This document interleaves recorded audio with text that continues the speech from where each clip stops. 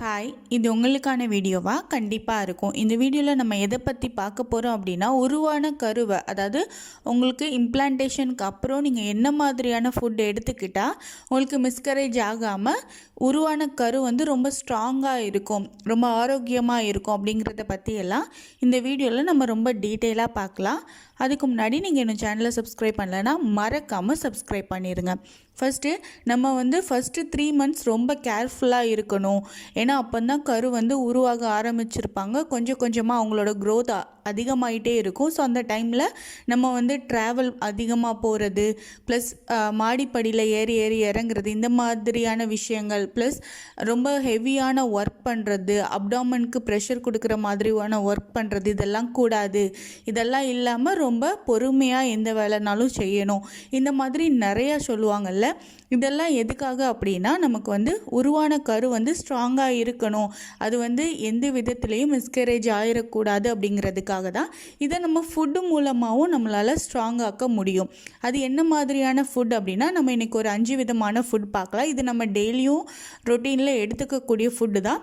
அதை எப்படி எடுத்துக்கணும் அப்படிங்கிறது நம்ம தெரிஞ்சுக்கலாம். ஃபஸ்ட்டு என்ன ஃபுட் எடுத்துக்கணும், என்ன வெஜிடபிள் எடுத்துக்கணும் அப்படின்னா, பட்டாணி. இந்த பட்டாணி பச்சை கலர் காய்கறிகள் நீங்கள் எல்லாமே எடுத்துக்கலாம்.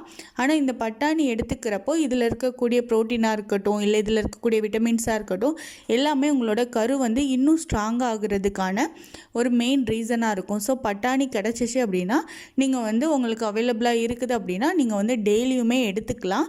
ஏதாவது சேலட் பண்ணியோ இல்லை ஏதாவது குருமா மாதிரி வச்சு கூட நீங்கள் எடுத்துக்கலாம். இது ரொம்பவே ஹெல்ப்ஃபுல்லாக இருக்கும்.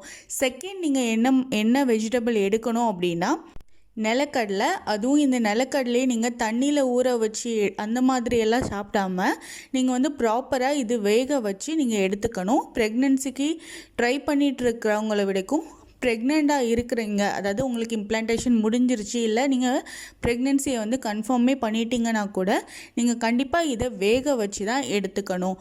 தேர்ட், நீங்கள் என்ன எடுத்துக்கணும் அப்படின்னா, கொண்டக்கடலை. இது சென்னா டால்னு சொல்லுவோம் இல்லையா, இதில் கருப்பை எடுத்துக்கிறது ரொம்பவே பெஸ்ட்டு. இதெல்லாம் நீங்கள் மொத்தமாக, அதாவது முன்னாடியே சொன்ன மாதிரி பட்டாணி, கொண்டக்கடலை, நிலக்கடலை, இதெல்லாமே நீங்கள் வேக வச்சு கூட ஒரு பிரேக்ஃபாஸ்ட்டாக எடுத்துக்கலாம்.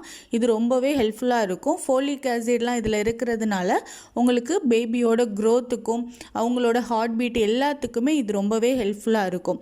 ஃபோர்த் என்ன ஃபுட் அப்படின்னா, ஸ்வீட் பொட்டேட்டோ, அதாவது சீனி கிழங்குன்னு சொல்லுவாங்க. இதுலேயும் நமக்கு ஃபோலிக் ஆசிட் இருக்கிறதுனால இதுவும் நம்ம கிடைக்கிற டைமெல்லாம் எடுத்துக்கலாம். இது ஒரு சீசனல் ஃபுட் தான். அதனால் அதோட சீசனில் கிடைக்கிறப்போ உங்களுக்கு அது அவைலபிளாக இருக்குது அப்படின்னா இதையும் நீங்கள் வேக வச்சு எடுத்துக்கலாம். அதே மாதிரி இன்னொரு ஃபுட் என்ன அப்படின்னா, நீங்கள் கேரட் சாப்பிட்லாம். அதாவது உங்களுக்கு ஈஸியாகவே அவைலபிளாக இருக்கக்கூடியது இந்த கேரட் தான். ஸோ இந்த கேரட் நீங்கள் டெய்லியுமே ராவாக கேரட் நீங்கள் எடுத்துக்கலாம்.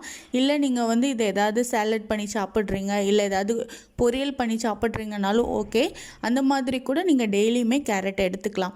நீங்கள் காய்கறிகள் வேக வச்சு சாப்பிட்றப்போ ஃபுல்லாக அதை பாயில் பண்ணி ஃபுல்லாக வேக வச்சு எடுத்துக்காமல் கொஞ்சம் பாயில் ஆகிற, அதாவது கொஞ்சம் வேக வச்சு நீங்கள் எடுத்துக்கலாம். அதாவது பாதி வேக்காடுன்னு சொல்லுவாங்கள்ல, அந்த மாதிரி எடுத்து நீங்கள் சாப்பிட்றீங்க அப்படின்னா உங்களுக்கு ஹெல்த்தி டயட்டாக இருக்கும். நல்லாவே உங்களுக்கு யூஸ்ஃபுல்லாக இருக்கும். அதில் இருக்கக்கூடிய ஃபுல் சத்தும் உங்களுக்கு கிடைக்கும். ஸோ அந்த மாதிரி எடுத்துக்கலாம்.